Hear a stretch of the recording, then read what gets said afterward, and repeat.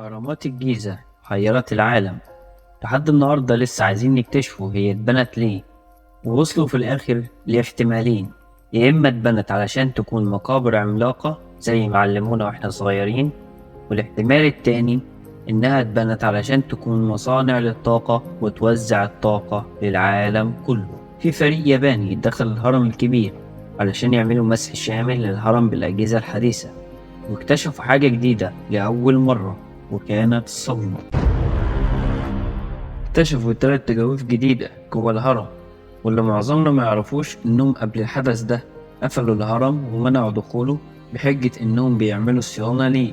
لما دخلوا كاميرا في واحدة من التجاويف دي، اكتشفوا ممر سري طوله حوالي 9 متر وعرضه حوالي 2 متر، وكان سقف الممر عبارة عن مثلث متوازي الأضلاع.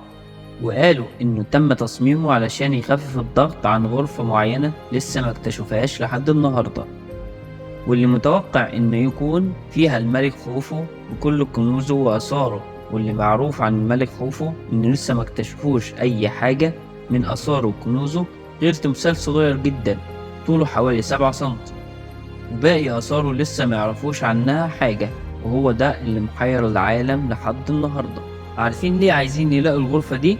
علشان يثبتوا إن كلامهم صح، إن الأهرامات اتبنت علشان تكون مقابر. بس ليه يا ترى الأهرامات مفيهاش أي رسومات بتدل على إنها مقابر؟ واللي معروف عن الفراعنة إنهم بيزينوا مقابرهم الفرعونية بالرسومات والنقوش اللي بتحكي عن حياة الفرعون اللي بيكون مدفون فيها.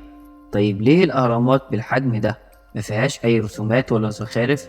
ومن هنا بنروح للاحتمال التاني اللي معظم العلماء اكتشفوه، وأشهرهم كان نيكولا تسلا. بيقولوا إن نيكولا تسلا كان مؤمن أن الأهرامات مفتاح لطاقة جبارة لا تنتهي، ممكن أن يتم توزيعها في العالم كله ببلاش. تسلا كان مثير للجدل حتى بعد ما مات، لدرجة إن ال FBI صادر كل أبحاثه ومتعلقاته، ولحد النهاردة معظم متعلقاته مخفية محدش يعرف عنها حاجة. برج وردين كليف، مشروع تسلا اللي كان في نيويورك، كان ناوي يستخدمه في إرسال شحنات كهربائية لاسلكية حول العالم. أنا قريت إن تسلا كان شايف إن الهرم هو عبارة عن مولد لطاقة جبارة، وإن برج وردين كليف اللي كان شغال عليه كان بيستعمل فيه نفس النظريات اللي استخدموها القدماء المصريين في بناء الهرم. يسر إيمان تسلا إن في علاقة قوية بين الأهرامات وبين الطاقة الهائلة. إيه اللي لفت انتباه تسلا في الأهرامات غير إنها اتبنت علشان تكون مقابر عملاقة؟ خلينا متفقين إن مفيش إثبات على إن الأهرامات اتبنت علشان تكون مقابر، لأنهم لحد النهاردة ملقوش ولا موميا ولا آثار ولا أي رسومات تثبت كده. بس في إثبات على إن الأهرامات اتبنت علشان تكون محطة توليد الطاقة وإرسالها للعالم كله. تعال أقولك إيه الإثبات على الكلام ده. في مهندس وعالم اسمه كريستوفر دان ألف كتاب اسمه محطة الجيزة لتوليد الطاقة. قال في الكتاب ده إزاي كان بيجمعوا الطاقة في الهرم، والدليل على الكلام ده إنهم اكتشفوا آثار تفاعل كيميائي غريب في ممرات الهرم.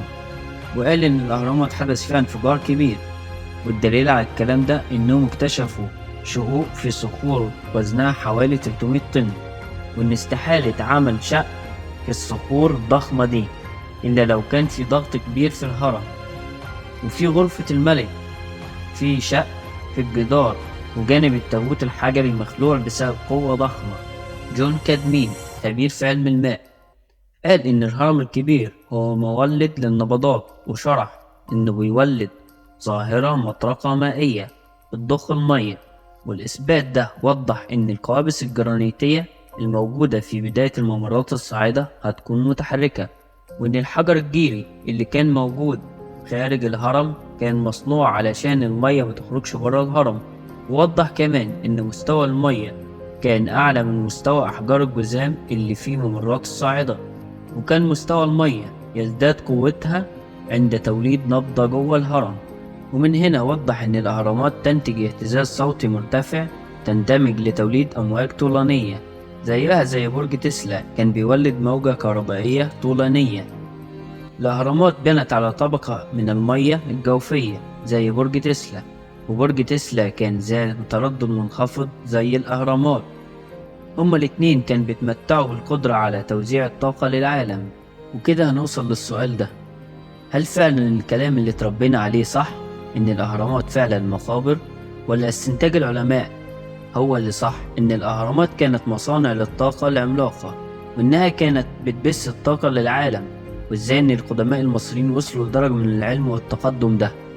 سواء كانت مقابر أو مصانع، فإحنا فخورين بتاريخ بلدنا اللي لحد النهاردة بنكتشف أسرار ما كناش نعرف عنها حاجة.